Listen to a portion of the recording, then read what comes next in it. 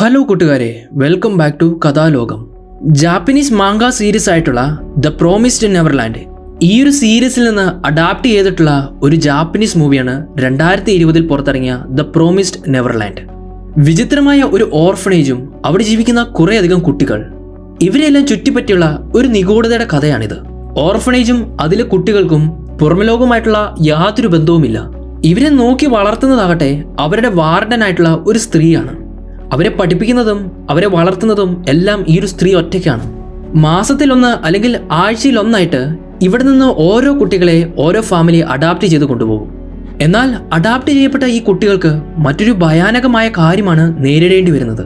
കുറച്ചധികം നിഗൂഢതകളും ഡാർക്ക് സീക്രട്ടും നിറഞ്ഞ ഈ ഒരു ഓർഫണേജിലെ കാര്യങ്ങൾ തേടിയിറങ്ങിയ കുറച്ച് കുട്ടികളുടെ കഥയാണിത്. ആ ഒരു ഡാർക്ക് സീക്രട്ട് അല്ലെങ്കിൽ ഓർഫണേജിനെ ചുറ്റിപ്പറ്റിയുള്ള ആ ഒരു സീക്രട്ട് എന്താണെന്ന് അറിയാനായിട്ട് മൂവി മുഴുവൻ കാണുക. ഇതുപോലുള്ള അടിപൊളി മൂവികൾക്കായിട്ട് ഈ ചാനലും സബ്സ്ക്രൈബ് ചെയ്യുക. നമുക്ക് നേരെ കഥയിലേക്ക് പോകാം.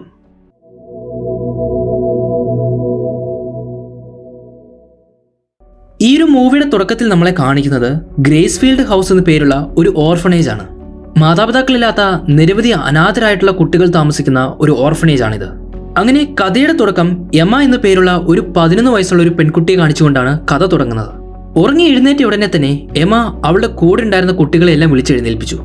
അങ്ങനെ മനോഹരമായിട്ട് തന്നെയാണ് ഇവരുടെ ദിവസം എല്ലാം തുടങ്ങുന്നത്. ഈ ഒരു ഓർഫണേജിന്റെ വാർഡൻ എന്ന് പറയുന്നത് ഇസബെല്ല എന്നു പേരുള്ള ഒരു സ്ത്രീയാണ്.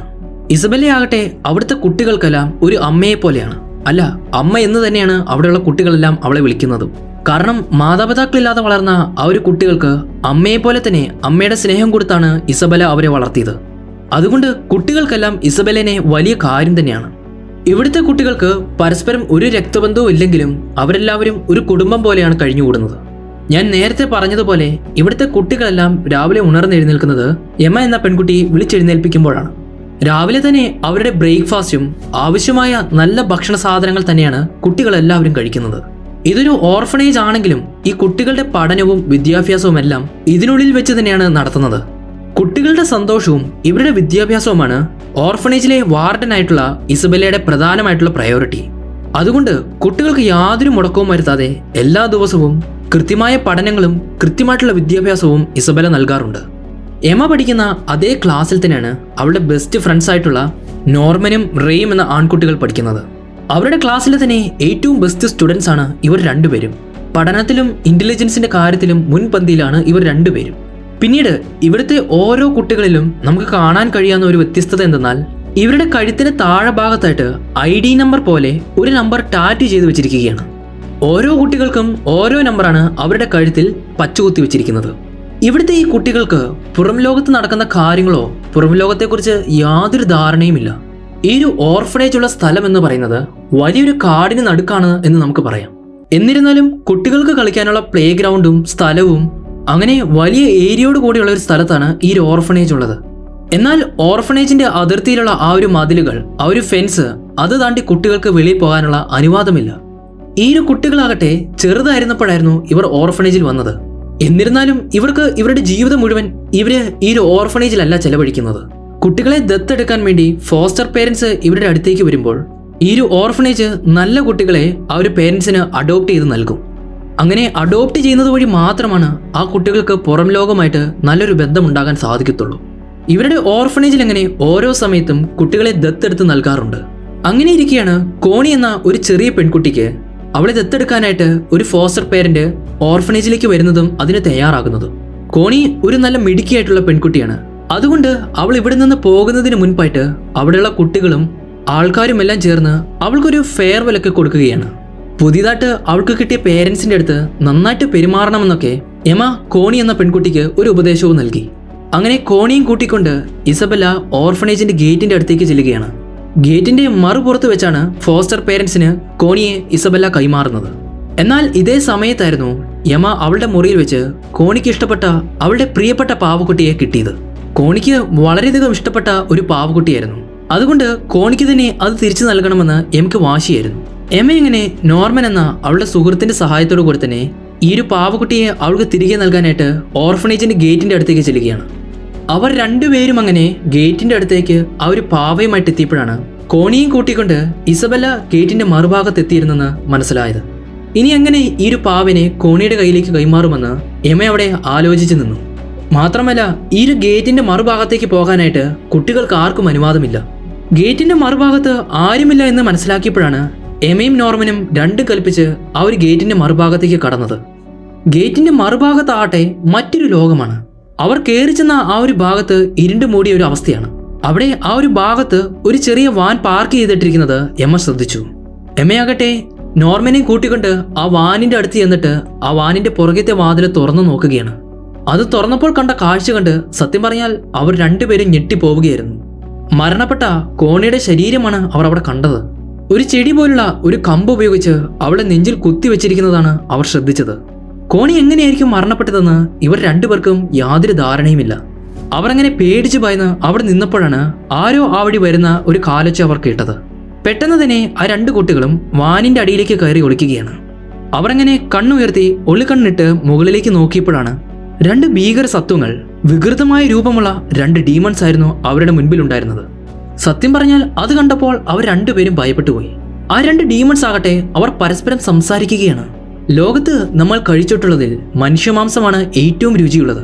പ്രത്യേകിച്ച് നല്ല ബുദ്ധിയുള്ള എലൈറ്റ് ആയിട്ടുള്ള കുട്ടികളുടെ മാംസമാണെങ്കിൽ അത് പ്രത്യേകമായിട്ട് സൂക്ഷിച്ചു വെച്ച് ഇവരെക്കാളും മൂത്ത വലിയ ഡീമൺസിന് അവർ ഒരുക്കി വെക്കും. ഇവരെ പോലുള്ള വലിയ മോൺസ്റ്റേഴ്സിന് വേണ്ടി മനുഷ്യനെ വളർത്തുന്ന ഒരു ഫാം ആയിരുന്നു ആ ഒരു ഓർഫണേജ് എന്ന് അപ്പോഴായിരുന്നു ആ ഒരു കുട്ടികൾ മനസ്സിലാക്കിയത്. ഈ ഒരു സത്യം മനസ്സിലാക്കിയ കുട്ടികൾ ശരിക്കും പറഞ്ഞ ഒന്ന് ഞെട്ടിപ്പോയി.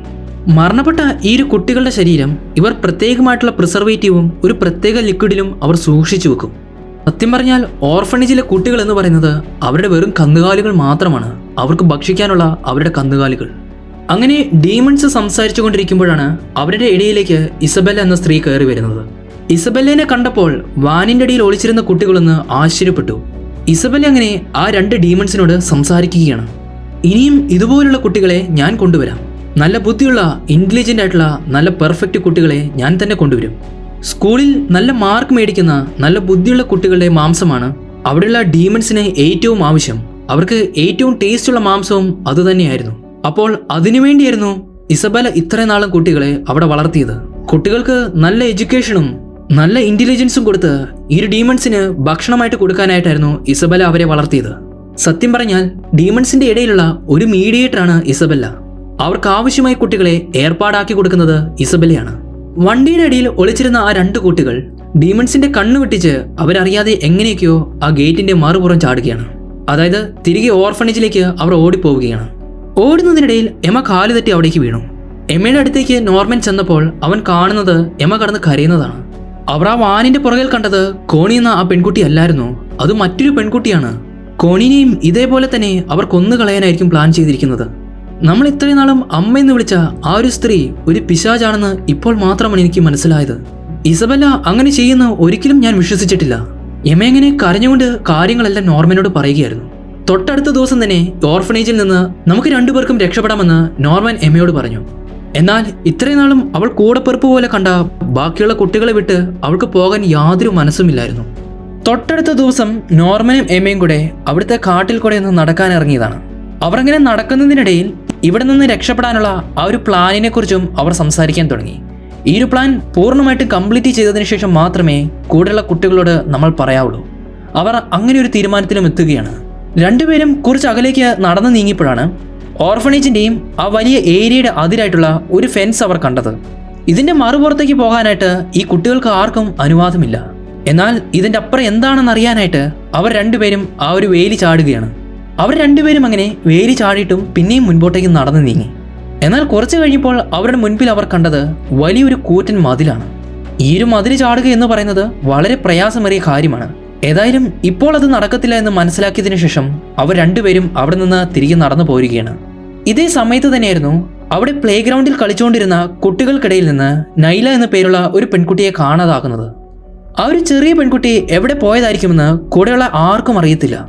അവരുടെ ഇടയിലേക്ക് ഇസബെല്ല വന്നിട്ട് അവിടെ എങ്ങും പരിശോധിച്ചു. അതിന്റെ ഒപ്പം തന്നെ ഇസബെല്ല അവളുടെ കയ്യിലുള്ള വാച്ച് പോലുള്ള ഒരു ഡിവൈസ് എടുക്കുകയാണ്. അങ്ങനെ അതിൽ കുറച്ചു നേരം നോക്കിയതിനു ശേഷം അവൾ കുറച്ച് അടുത്തുണ്ടായിരുന്ന കാട്ടിലേക്ക് പോയി നൈല എന്ന കാണാതായ പെൺകുട്ടിയെ തിരികെ കൊണ്ടുവരികയാണ്. ഇസബെല്ല ചെയ്ത ഈ ഒരു കാര്യങ്ങളെല്ലാം ദൂരേക്ക് പോയിട്ട് തിരിച്ചു വന്ന എമ്മയും നോർമനും കാണുന്നുണ്ടായിരുന്നു. ഇസബെല്ലയുടെ കയ്യിൽ വാച്ച് പോലുള്ള ഒരു ഡിവൈസ് ഉണ്ടെന്നും അതൊരു ട്രാൻസ്മിറ്റർ ആണെന്നും കുട്ടികൾ ഇവിടെ നിന്ന് അകലേക്ക് പോയി കഴിഞ്ഞാൽ അവരെ ട്രാക്ക് ചെയ്യാനും ആ ഒരു ഡിവൈസ് സഹായിക്കുമെന്ന് നോർമനും എമയ്ക്കും മനസ്സിലായി. അങ്ങനെ തൊട്ടടുത്ത ദിവസം എമയും നോർമനും അവരുടെ പ്ലാനിന്റെ ഭാഗമായിട്ട് അവർ ആ ഒരു കാട്ടിലേക്ക് ചെല്ലുകയാണ്. കുറച്ച് കയറും ആവശ്യമായിട്ടുള്ള സാധനങ്ങളൊക്കെ കരുതി വെച്ചുകൊണ്ടാണ് അവർ കാട്ടിലേക്ക് ചെന്നത്. ആ ഒരു വലിയ കയറിന്റെ സഹായത്തോടെ ആ ഒരു വലിയ മതിൽ ചാടി കടക്കാനായിരുന്നു എമയുടെയും നോർമന്റെയും പ്ലാൻ. എന്നാൽ ഇതേ സമയത്ത് തന്നെയായിരുന്നു ഇവർ ചെയ്യുന്ന കാര്യങ്ങളെല്ലാം കണ്ടുകൊണ്ട് ഇവരുടെ കൂട്ടുകാരനായിട്ടുള്ള റേ അവിടേക്ക് വന്നത്. നേരത്തെ മുതലേ തന്നെ റേയ്ക്ക് ഇവർ ചെയ്യുന്ന കാര്യങ്ങൾ കണ്ടിട്ട് ചെറിയ സംശയം തോന്നിയിരുന്നു. അപ്പോൾ അതൊന്ന് പരിശോധിക്കാനായിട്ടാണ് റേ ഇറങ്ങി വന്നത്. നോർമൻ എങ്ങനെ ഒന്നും മറച്ചു വെക്കാതെ ആ ദിവസം അവർ രാത്രി കണ്ട കാര്യങ്ങളും ഓർഫണേജും അതിന്റെ നിഗൂഢതകളെ പറ്റിയെല്ലാം റേയോട് അവൻ തുറന്നു പറയുകയാണ്. നോർമൻ ആദ്യമേ വിചാരിച്ചത് റേയോട് ഈ കാര്യങ്ങളെല്ലാം പറയുമ്പോൾ അവനൊന്ന് സംശയിക്കുമെന്നാണ്. എന്നാൽ ആ കാര്യങ്ങൾ തുറന്നു പറഞ്ഞ ഉടനെ തന്നെ അവൻ പറഞ്ഞ ആ ഒരു കാര്യങ്ങളെല്ലാം റേ വിശ്വസിക്കുകയായിരുന്നു. നമുക്ക് എത്രയും പെട്ടെന്ന് ഒരു പ്ലാൻ ഉണ്ടാക്കി ഈ ഒരു ഓർഫണേജിൽ നിന്ന് രക്ഷപ്പെടണമെന്ന് റേയും അവരോട് പറഞ്ഞു. എന്നാൽ ഓർഫണേജിലുള്ള ബാക്കി കുട്ടികളെ വിട്ട് ഞാൻ എങ്ങോട്ടും വരത്തില്ലെന്നായിരുന്നു എമ്മയുടെ തീരുമാനം. അങ്ങനെ ആ ഒരു ദിവസം തന്നെ അവരുടെ ഓർഫണേജിലേക്ക് പുതിയൊരു കെയർ ടേക്കർ വരികയാണ്. ക്രോൺ എന്നാണ് ആ ഒരു സ്ത്രീയുടെ പേര്. ഇസബെല്ല അവിടെയുള്ള കുട്ടികൾക്കെല്ലാം ക്രോണിനെ പരിചയപ്പെടുത്തി കൊടുത്തു. കെയർ ടേക്കറായിട്ട് ക്രോൺ വന്നതോടുകൂടി അവിടുന്ന് പുറത്തേക്ക് പോകാനുള്ള അവരുടെ പ്ലാനിന് അതൊരു വലിയ തടസ്സമാവുകയായിരുന്നു. ഇനി ആ പ്ലാൻ ഉണ്ടാക്കണമെങ്കിൽ കുറച്ചുകൂടി അവർക്ക് ബുദ്ധിമുട്ടാകും. അങ്ങനെ ഇതേ സമയത്ത് തന്നെ ഇസബെല്ല ക്രോണിനെ അവളുടെ ഓഫീസിലേക്ക് വിളിക്കുകയാണ്. ക്രോണിനെ അടുത്ത് നിർത്തി ഇസബെല്ല ഒരു കാര്യം അവളോട് തുറന്നു പറഞ്ഞു. കഴിഞ്ഞ ദിവസം രാത്രി കോണി എന്ന ആ പെൺകുട്ടിയെ പുറത്തേക്ക് കൊണ്ടുപോകുമ്പോൾ ഗേറ്റിൽ നിന്ന് വെച്ച് കോണി എന്ന പെൺകുട്ടിയുടെ ആ ഒരു പാവക്കുട്ടിയെ കിട്ടിയിരിക്കുകയാണ്. ആ ഒരു പാവ അവിടേക്ക് വരാൻ കാരണമായതിന്റെ ആൾക്കാർ ആരാണെന്നും എനിക്ക് നന്നായിട്ട് അറിയാം. ആ 3 കുട്ടികൾ റേ, എമ, നോർമൻ, അവർ 3 പേരുമാണ് ഇതിന് കാരണക്കാർ. ഈ ഒരു ഓർഫണേജും പുറത്തുള്ള ഡീമൺസിനെ പറ്റിയെല്ലാം ഇവർക്ക് നല്ല ധാരണ ഇപ്പോൾ ഉണ്ട്.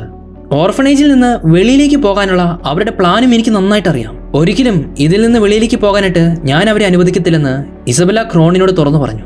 അങ്ങനെ ആ ദിവസം രാത്രി തന്നെ ആ 3 കുട്ടികളും ഈ ഒരു കാര്യത്തെപ്പറ്റി ഡിസ്കസ് ചെയ്യാൻ വേണ്ടി പ്രൈവറ്റായിട്ട് ഒരു മുറിയിലേക്ക് കയറി ചെല്ലുകയാണ്. ഇവരുടെ പ്ലാനിനെ പറ്റിയും ഈ ഒരു ഓർഫണേജിലെ നിഗൂഢതകൾ അറിഞ്ഞതിനെ പറ്റിയുമെല്ലാം ഇസബെല്ല അറിഞ്ഞ കാര്യം ഈ കുട്ടികൾ അറിഞ്ഞിരുന്നു.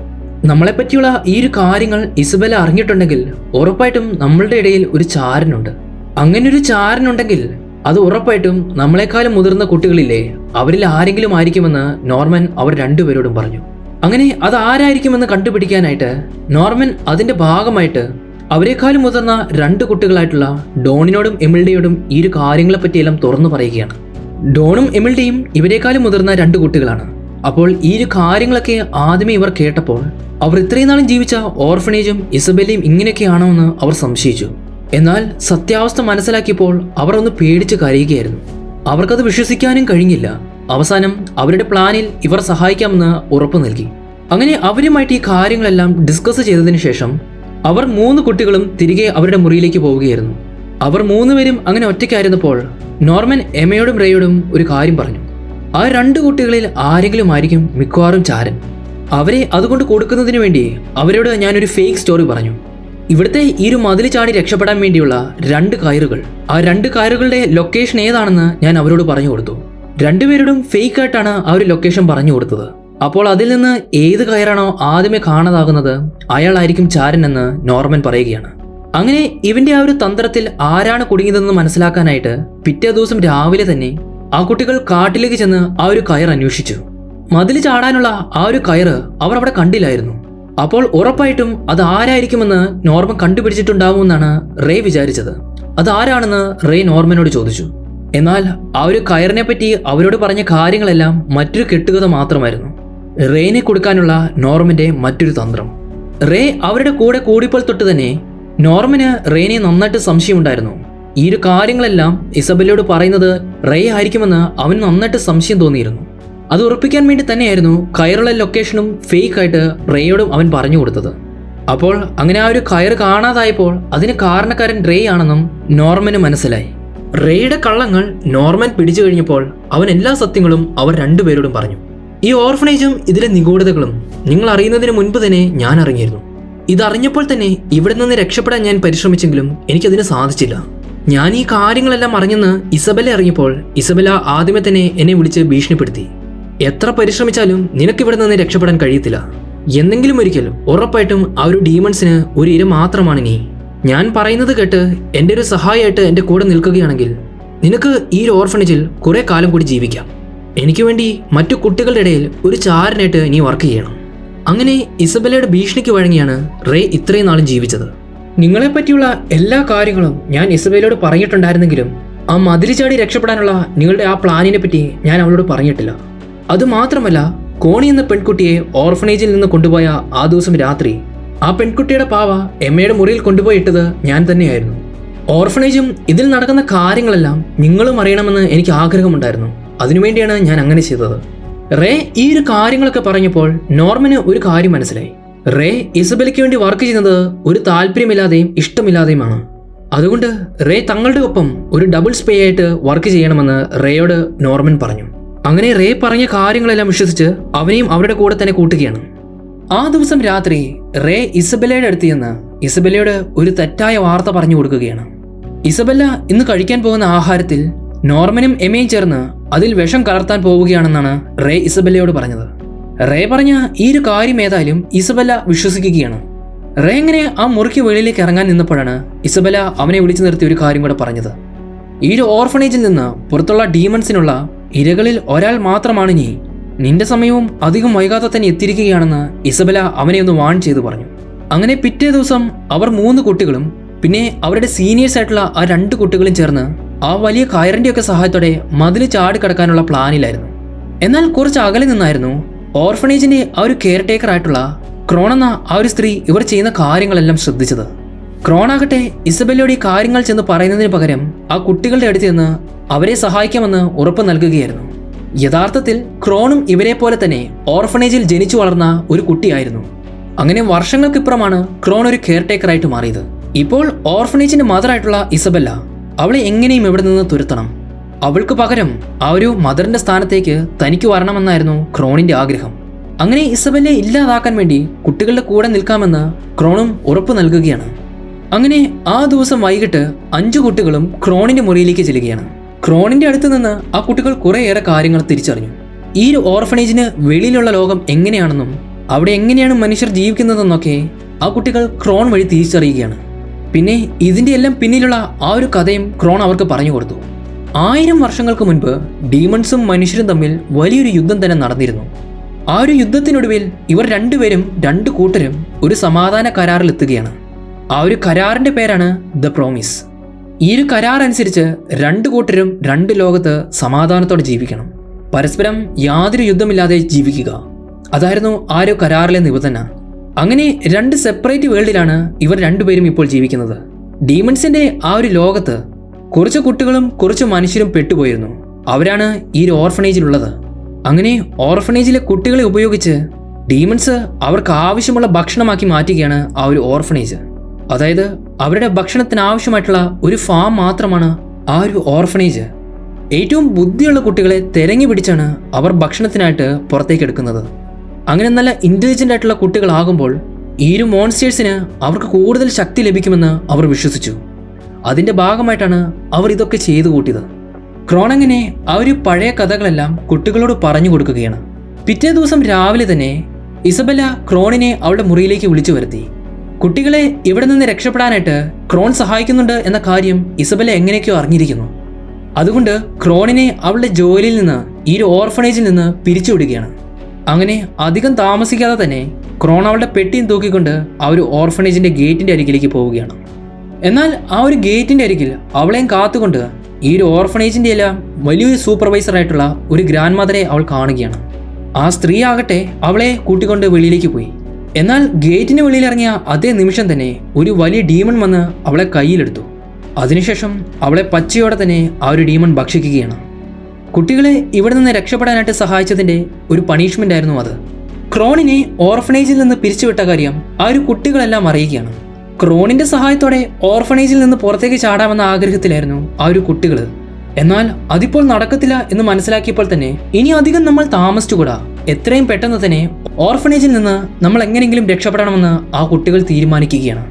അങ്ങനെ അവരുടെ പ്ലാനിന്റെ ഭാഗമായിട്ട് പിറ്റേ ദിവസം രാവിലെ തന്നെ നോർമനും എമയും ആ ഒരു മതിൽ ചാടി രക്ഷപ്പെടാനായിട്ട് തീരുമാനിക്കുകയാണ്. റേ ആകട്ടെ ഇസബെല്ല പുറത്തു വരാതെ എങ്ങനെയെങ്കിലും തടഞ്ഞു നിർത്തണം. ബാക്കി 2 കുട്ടികൾ ഇസബെല്ല പുറത്തു വരുന്നുണ്ടോ എന്ന് പരിശോധിച്ച് വെളിയിൽ തന്നെ നിൽക്കണം. ഇതായിരുന്നു അവർ ക്രിയേറ്റ് ചെയ്ത അവരുടെ ആ ഒരു പ്ലാൻ. നോർമനും എമയും അങ്ങനെ ആ ഒരു മതിലിന്റെ അടുത്തേക്ക് നടന്നു നീങ്ങുകയാണ്. ഇതേ സമയത്ത് റേ ആട്ടെ ഇസബെല്ലിനെ എങ്ങനെയൊക്കെ തടഞ്ഞു നിർത്തി. പക്ഷേ അവർ വിചാരിച്ചതുപോലെ കാര്യങ്ങൾ നിന്നില്ല. റേ ഒരു കുട്ടി ആയതുകൊണ്ട് ഇസബെല്ല റേനെ ഒരു മുറിയിലേക്കിട്ട് ലോക്ക് ചെയ്യുകയാണ്. നോർമനും എമയും ആ ഒരു മതിലിന്റെ അടുത്തേക്ക് പോയിട്ടുണ്ട് എന്ന കാര്യം മനസ്സിലാക്കി ഇസബെല്ല അവളുടെ ആ ഒരു വാച്ചിന്റെ സഹായത്തോടെ പുറത്തേക്ക് ഇറങ്ങി അവരുടെ അടുത്തേക്ക് ചെല്ലുകയാണ്. അവളങ്ങനെ വെളിയിലിറങ്ങി നോക്കിയപ്പോൾ കാണുന്നത് ആ ഒരു മതിലിന്റെ അടുത്ത് നിൽക്കുന്ന നോർമനെയും എമയുമാണ്. അവരെ മുൻപിൽ നിർത്തിക്കൊണ്ട് ഇസബെല്ല അവരോട് ഒരു കാര്യം പറഞ്ഞു. നിങ്ങൾ ചെറുതായിരുന്നപ്പോൾ തൊട്ട് ഒരു കുറവും വരുത്താതെയാണ് ഇത്രയും നാളും ഞാൻ വളർത്തിയത്. ഒരു അമ്മയെ പോലെ നിങ്ങൾക്ക് ഇത്രയും ദിവസവും ഇത്രയും നാളും ഞാൻ പരിപാലിച്ചു. എന്നാൽ നിങ്ങളുടെ ആ ഒരു വിധി അത് മാറ്റാൻ കഴിയത്തില്ല. എങ്ങനെ പോയാലും ഒരു ദിവസം ആ ഒരു ഡീമൺസിനുള്ള ഇര മാത്രമാണ് നിങ്ങൾ. അങ്ങനെ ഈ ഒരു കാര്യങ്ങൾ പറഞ്ഞ് അവരെ പിന്തിരിപ്പിക്കാനായിട്ട് ഇസബെല്ല ശ്രമിക്കുകയാണ്. നോർമൻ അങ്ങനെ അവിടെ നിന്ന് ഓടി രക്ഷപ്പെടാൻ നോക്കി. അപ്പോൾ എമയാകട്ടെ ഇസബെല്ലിനെ അവിടെ തന്നെ തടഞ്ഞു നിർത്തുകയായിരുന്നു. ഇസബെല്ല അങ്ങനെ എമനെ തള്ളി താഴേക്കിട്ട് അവളുടെ കാലും വലിച്ചൊടിച്ചു. ഓടിപ്പോകുന്ന നോർമനെ നോക്കി ഇസബെല്ല ഒരു കാര്യം അവനോട് പറഞ്ഞു. ഡീമൺസിനുള്ള അവരുടെ നാളത്തെ ഇര എന്ന് പറയുന്നത് നോർമൻ നീ തന്നെയാണ്. നാളെ കൂടെ നീ ജീവനോടെ ഈ ഒരു ഓർഫനേജിൽ ഉണ്ടാകത്തുള്ളെന്ന് നോർമനോട് ഇസബെല്ല പറഞ്ഞു. ഈ ഒരു കാര്യം കേട്ടപ്പോൾ സത്യം പറഞ്ഞാൽ നോർമൻ ഒന്ന് ഞടുങ്ങിപ്പോയി. തനിക്ക് ഇവിടെ നിന്ന് രക്ഷപ്പെടാൻ കഴിയത്തില്ലെന്ന് നോർമൻ അങ്ങനെ വിചാരിക്കുകയാണ്. ആ ദിവസം രാത്രി അവർ 5 കുട്ടികളും ഒരുമിച്ച് കൂടിയപ്പോൾ നോർമന്റെ ഈ ഒരു കാര്യം ഓർത്തായിരുന്നു അവർ സങ്കടപ്പെട്ടത്. നോർമനിനെയും വെറും ഒരു ദിവസം കൂടെ അവൻ ജീവനോടെ ഈ ഒരു ഓർഫനേജിലുള്ളൂ എന്ന് ആ ഒരു കുട്ടികൾ മനസ്സിലാക്കുകയായിരുന്നു. നോർമൻ ഇപ്പോൾ ആ കുട്ടികളോട് പറഞ്ഞു, നിങ്ങൾ ഈ കുട്ടികൾ ഇവിടെ ഓർഫനേജിൽ സേഫ് ആയിട്ടിരിക്കാൻ ഞാൻ മരിക്കണമെങ്കിൽ ഞാൻ മരിച്ചുകൊള്ളാം. അതിലെനിക്ക് സന്തോഷമേ ഉള്ളൂ എന്ന് നോർമൻ ആ കുട്ടികളോട് പറഞ്ഞു. അങ്ങനെ ആ ദിവസം വൈകിട്ട് എല്ലാവരും കിടന്നുറങ്ങിയപ്പോൾ നോർമൻ ആകട്ടെ അവന്റെ കട്ടിലിനടുത്തുള്ള ഒരു ഡ്രോയർ തുറന്നു നോക്കുകയാണ്. അവനത് തുറന്നു നോക്കിയപ്പോഴാണ് ഇതുവരെ അവൻ കണ്ടിട്ടില്ലാത്ത ഒരു പേന അതിനുള്ളിൽ. അതാര് വെച്ചെന്നും എവിടെ നിന്ന് വന്നെന്നും നോർമന് യാതൊരു പിടുത്തവുമില്ല. എന്നാൽ ആ ഒരു വിചിത്രമായ പേന യഥാർത്ഥത്തിൽ വെച്ചത് ക്രോണായിരുന്നു. ഒരു ദിവസം താൻ പിടിക്കപ്പെടുമെന്ന് ക്രോണിന് നന്നായിട്ട് അറിയാമായിരുന്നു. അതുകൊണ്ട് കുട്ടികൾ ഇവിടെ നിന്ന് രക്ഷപ്പെടണം, അതിനുവേണ്ടി അവരെ സഹായിക്കാനായിട്ടുള്ള ഒരു വിചിത്രമായ പേനയായിരുന്നു അത്. അങ്ങനെ പിറ്റേ ദിവസമായിരിക്കുകയാണ്. ഇന്നാണ് നോർമൻ ഓർഫനേജ് വിട്ട് ആ ഒരു ഡീമന്റെ അടുത്തേക്ക് ചെല്ലേണ്ട ദിവസം. അവിടെയുള്ള കുട്ടികളോട് ഒന്നും പറയാതെ നോർമൻ ആ ഒരു മതിൽ ചാടി രക്ഷപ്പെടാനുള്ള പ്ലാനായിരുന്നു. അങ്ങനെ കയറ് കെട്ടി ഒരു വിധത്തിൽ അവൻ ആ മതിലിന് മുകളിലേക്ക് കയറുകയാണ്. മതിലിന് മുകളിൽ നിന്ന് അവൻ മറു സൈഡിലേക്ക് നോക്കിയപ്പോഴാണ് ഒന്ന് ഞെട്ടിപ്പോയത്. മതിലിന്റെ മറു സൈഡിൽ വലിയൊരു കുഴിയാണ്, അതിൻ്റെ ഇപ്പറേ വലിയൊരു കുന്നും. താഴേക്ക് ഒരു രീതിയിലും അവന് ചാടാൻ കഴിയത്തില്ല. അവിടെ നിന്ന് രക്ഷപ്പെടാൻ കഴിയത്തില്ലെന്ന് നോർമൻ അങ്ങനെ മനസ്സിലാക്കുകയാണ്. അവനെങ്ങനെ ആ മതിലിൽ നിന്നിറങ്ങി തിരികെ ഓർഫനേജിലേക്ക് പോവുകയാണ്. എങ്ങനെ എന്ത് ചെയ്താലും തന്റെ മരണം സുനിശ്ചിതമാണെന്ന് നോർമൻ വിശ്വസിച്ചു. അങ്ങനെ പോകുന്നതിന് മുൻപായിട്ട് നോർമൻ അവന്റെ കൂട്ടുകാരെ കണ്ട് അവരെ കെട്ടിപ്പിടിക്കുകയാണ്. നോർമൻ പോകുന്നതിൽ അവന്റെ കൂട്ടുകാർക്കും വളരെ സങ്കടമുണ്ട്. അങ്ങനെ വൈകിട്ട് രാത്രി ആയപ്പോൾ ഇസബെല്ല നോർമനെ കൂട്ടിക്കൊണ്ട് ആ ഒരു ഓർഫനേജിന് വെളിയിലേക്ക് ആ ഒരു ഗേറ്റിന്റെ അടുത്തേക്ക് പോവുകയാണ്. നോർമൻ പോകുന്നത് കണ്ട് വേദനയോടെ എമ്മ അവിടെ പൊട്ടിക്കരയുകയായിരുന്നു. അങ്ങനെ അവസാനം നോർമൻ ആ ഒരു ഡീമണിനെ പ്രതീക്ഷിച്ച് ആ ഒരു ഗേറ്റിന്റെ അടുത്തേക്ക് ചെന്ന് നോക്കിയപ്പോഴാണ് അധികം പ്രായം തോന്നിക്കാത്ത ഒരു മനുഷ്യനതാ അവിടെ നിൽക്കുന്നു. അയാൾ നോർമന്റെ അടുത്തേക്ക് വന്ന് നോർമനോട് സംസാരിക്കുകയാണ്. ഞാനാണ് ഈ ഒരു ഡീമൺസിന്റെ ലോകവും മനുഷ്യരുടെ ലോകവും നോക്കിക്കാണുന്ന ഒരു സൂപ്പർവൈസർ. ഭൂമിയിൽ നടക്കുന്ന കാര്യങ്ങളും ഈ ഒരു ഡീമൺസ് വേൾഡിൽ നടക്കുന്ന കാര്യങ്ങളും അകലെ നിന്ന് നോക്കി വീക്ഷിച്ച് തീരുമാനങ്ങൾ എടുക്കുന്നത് ഞാനാണ്. അങ്ങനെ ഒരാളെ നോർമൻ അവിടെ കണ്ടപ്പോൾ യഥാർത്ഥത്തിൽ ഒന്ന് ഞെട്ടിപ്പോയി. അങ്ങനെ അവർ സംസാരിച്ചു കൊണ്ടിരുന്നപ്പോഴാണ് നോർമനെ ഭക്ഷിക്കാനായിട്ട് ഒരു ഡീമൺ അവിടെ പുറകിലേക്ക് നടന്നു വരുന്നത് കാണുന്നത്. ഇവിടെ നോർമൻ എന്ത് സംഭവിച്ചു എന്ന് നമ്മളെ കാണിക്കുന്നില്ല. അങ്ങനെ അടുത്ത സീനിൽ ഏകദേശം കുറേയേറെ മാസങ്ങൾ കടന്നുപോയിട്ടുണ്ട്. യമ അവളുടെ കാലിൽ പറ്റിയ പരിക്ക് കാരണം കുറെ നാൾ കിടപ്പിലായിരുന്നു. റേയും എമയും ബാക്കിയുള്ള കൂട്ടരും എല്ലാവരും ഇവിടെ നിന്ന് രക്ഷപ്പെടാൻ ഇനി സാധിക്കത്തില്ല എന്ന് വിശ്വസിച്ചു. അവർക്ക് യാതൊരു പ്രത്യാശയും ഇപ്പോൾ മനസ്സിലില്ല. ഈ കാലം അത്രയും ഇസബെല്ല എമേനെ നിരീക്ഷിക്കുകയായിരുന്നു. ഇവിടെ നിന്ന് രക്ഷപ്പെടാനുള്ള ഒരു പദ്ധതിയും ഇവർ ഉണ്ടാക്കരുതെന്ന ലക്ഷ്യം ഇസബെല്ലയ്ക്കുണ്ടായിരുന്നു. അങ്ങനെ ഏകദേശം 2 മാസങ്ങൾ കൂടി കടന്നു പോവുകയാണ്.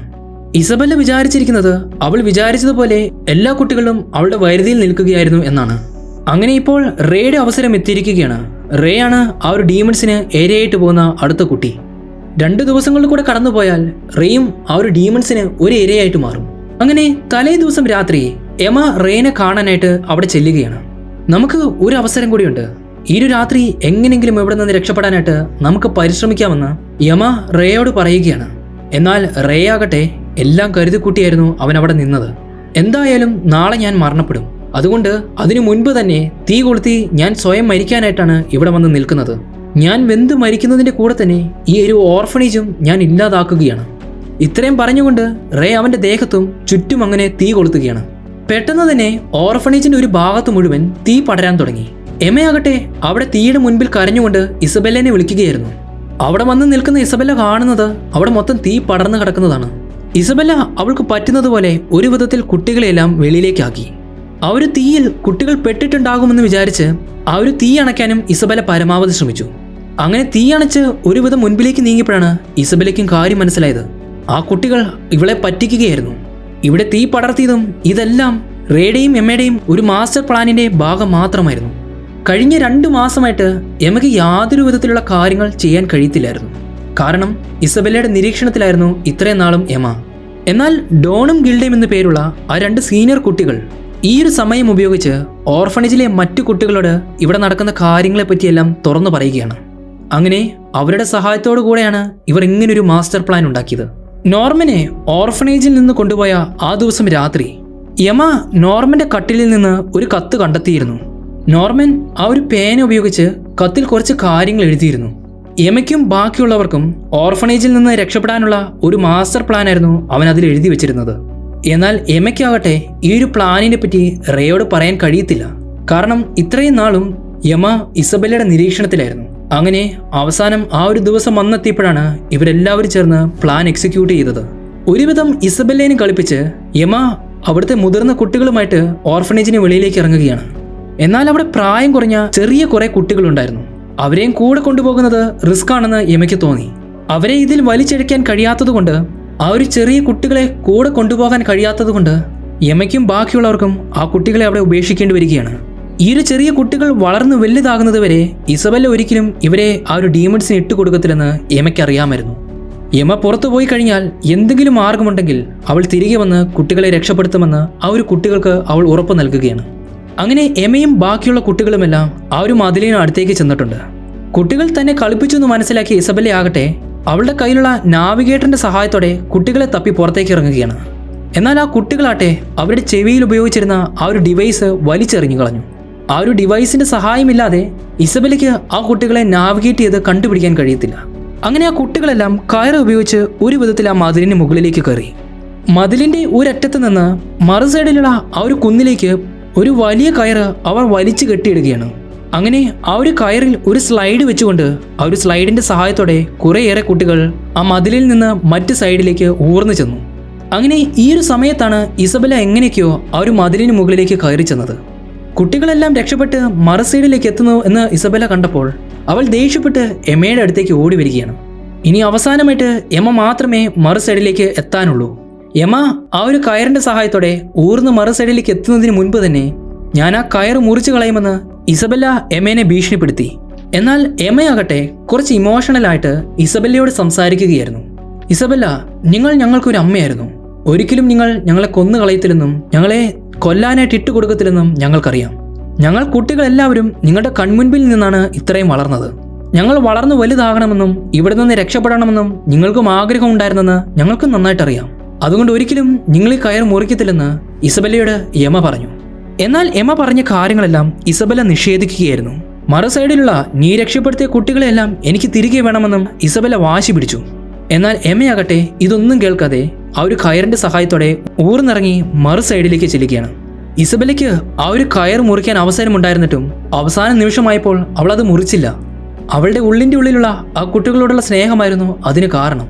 അവളുടെ മനസ്സിലും ആ കുട്ടികൾ ഇവിടെ നിന്ന് രക്ഷപ്പെടണമെന്ന് അവൾക്കും ആഗ്രഹമുണ്ടായിരുന്നു. അങ്ങനെ അവസാനമായിട്ട് അവൾ ആ കുട്ടികളെ ഒന്ന് നോക്കി പുഞ്ചിരിക്കുകയാണ്. അങ്ങനെ ആ കുട്ടികളെല്ലാവരും മറു സൈഡിലുള്ള കാട്ടിലേക്ക് നടന്നു കയറുകയാണ്. കാട്ടിലേക്ക് കയറിയ ഉടനെ തന്നെ എമ അവളുടെ കയ്യിലുണ്ടായിരുന്ന നോർമൻ കൊടുത്ത ആ ഒരു പേന എടുക്കുകയാണ്. ആ ഒരു പേന തുറന്നതും പക്ഷീനെ പോലെ തോന്നിക്കുന്ന ഒരു വെട്ടം ഉയർന്നു വരികയാണ്. മനുഷ്യവാസമുള്ള പുറം ലോകത്തിലേക്ക് ആ ഒരു കുട്ടികളെ വഴികാട്ടിയായിട്ട് നയിക്കുന്നതായിരുന്നു ആ ഒരു പക്ഷി. അങ്ങനെ ആ ഒരു പേനയുടെയും ആ ഒരു പക്ഷിയുടെയും സഹായത്തോടു കൂടെ കുട്ടികൾ സുരക്ഷിതരായിട്ട് മുൻപോട്ടേക്ക് നടന്നു നീങ്ങുകയാണ്. ഇതേ സമയം മറു സൈഡിൽ ഇസബെല്ലയാകട്ടെ ഡീമൺസിനെയും അവരുടെ തലവനായിട്ടുള്ള നമ്മൾ മുൻപ് കണ്ട ആ ഒരു യുവാവിനെയും അവരുടെ സുപ്പീരിയർ ആയിട്ടുള്ള ഗ്രാൻഡ് മദറിന്റെ മുൻപിൽ ഇസബെല്ല വന്ന് നിൽക്കുകയാണ്. ഓർഫനേജിലെ കുട്ടികളെല്ലാം രക്ഷപ്പെട്ടു എന്ന കാര്യം ഇസബെല്ല അവരോട് പറഞ്ഞു. ഡീമൺസും ആ ഗ്രാൻഡ് മദറും ആ ഒരു യുവാവുമാകട്ടെ ഇത് കേട്ട് വളരെയധികം ദേഷ്യപ്പെട്ടു. അങ്ങനെ കഥയുടെ അവസാനം കുട്ടികൾ രക്ഷപ്പെട്ടതിന് പണിഷ്മെന്റ് ആയിട്ട് അവിടെ ഉണ്ടായിരുന്ന ഡീമൺ ഇസബെല്ലിനെ കയ്യിലെടുത്ത് ഭക്ഷിച്ച് അവളെ കൊന്നുകളയുകയായിരുന്നു. അങ്ങനെ ഈ ഒരു മനോഹരമായ കഥ ഇവിടെ അവസാനിക്കുകയാണ്. മൂവിയെ പറ്റിയുള്ള നിങ്ങളുടെ അഭിപ്രായം കമന്റിൽ രേഖപ്പെടുത്തുക. മറ്റൊരു വീഡിയോയുമായി വീണ്ടും കാണാം.